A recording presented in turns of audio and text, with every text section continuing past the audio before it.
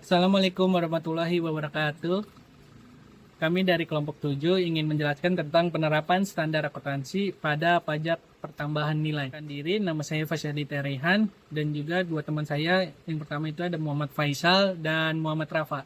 Yang pertama itu ada pajak pertambahan nilai. Pajak pertambahan nilai adalah pajak konsumsi barang dan jasa di daerah pabean yang dikenakan secara bertingkat di setiap jalur produksi dan distribusi. Pajak pertambahan nilai atau PPN merupakan pajak tidak langsung.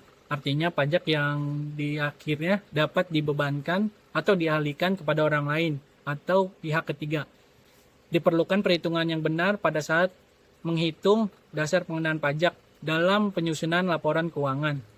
Mengharuskan mencatat akun jurnal tiap transaksi penjualan, kena pajak atau jasa kena pajak dalam metode akuntansi dari tahap pencatatan sampai dengan tahap pelaporan PPN melakukan untuk meminimalisir beban pajak perusahaan.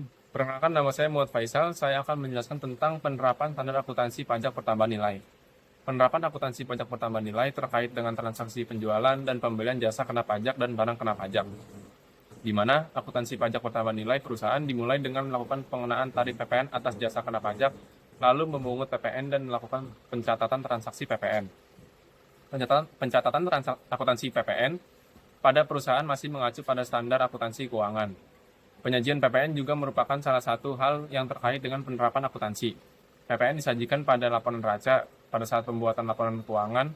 Laporan keuangan harus dapat menggambarkan apakah terjadi PPN kurang bayar atau lebih bayar. Selanjutnya itu ada penyotoran dan pelaporan pajak pertambahan nilai. Setiap wajib pajak yang sudah dikukuhkan sebagai pengusaha kena pajak atau PKP harus menyetorkan PPN dan melaporkan SPT masa PPN paling lama akhir bulan berikutnya setelah berakhirnya masa pajak.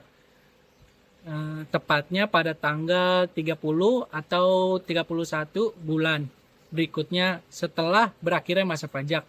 Jika terlambat melaporkan dan menyetorkan akan berakibat didenda sebesar Rp500.000 menurut UU KUP pasal 7 ayat 1. Halo semuanya, perkenalkan nama saya Muhammad Rafa. Di sini saya akan menjelaskan contoh perusahaan, yaitu PT Trans Engineering Semesta.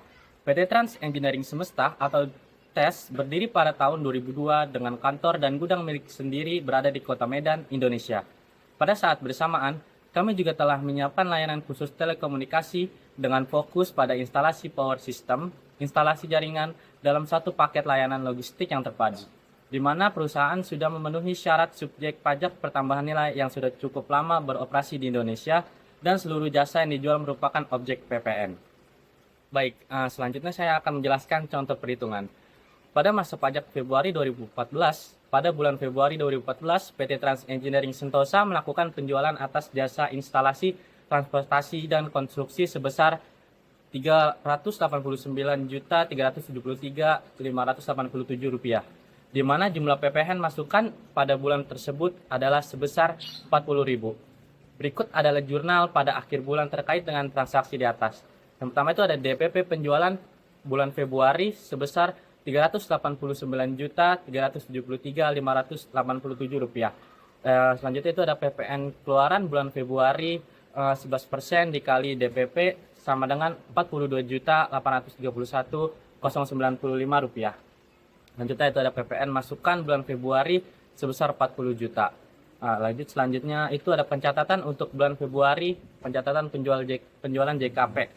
Kas atau piutang usaha sebesar Rp432.204.682 pada penjualan sebesar Rp389.373.587 pada PPN keluaran Rp42.831.095. Selanjutnya itu ada pencatatan saat PPN terutang. PPN keluaran sebesar Rp42.831.095 pada PPN masukan Rp40.000 pada hutang PPN kurang bayar sebesar Rp42.791.095. Pencatatan saat PPN disetorkan hutang PPN kurang bayar Rp42.791.095 pada kas atau bank sebesar Rp42.791.095. Dampak terhadap bisnis. Dampak penerapan akuntansi keuangan dalam perhitungan dan pelaporan pajak pertambahan nilai atau PPN sangat berdampak baik dan memadai untuk menghasilkan informasi bagi perusahaan agar dapat menghitung, mencatat, menyajikan, menyetor, dan melaporkan jumlah pendapatan serta PPN terutang setiap bulannya. Mungkin itu saja presentasi dari kelompok kami. Sekian, mohon maaf. Wassalamualaikum warahmatullahi wabarakatuh.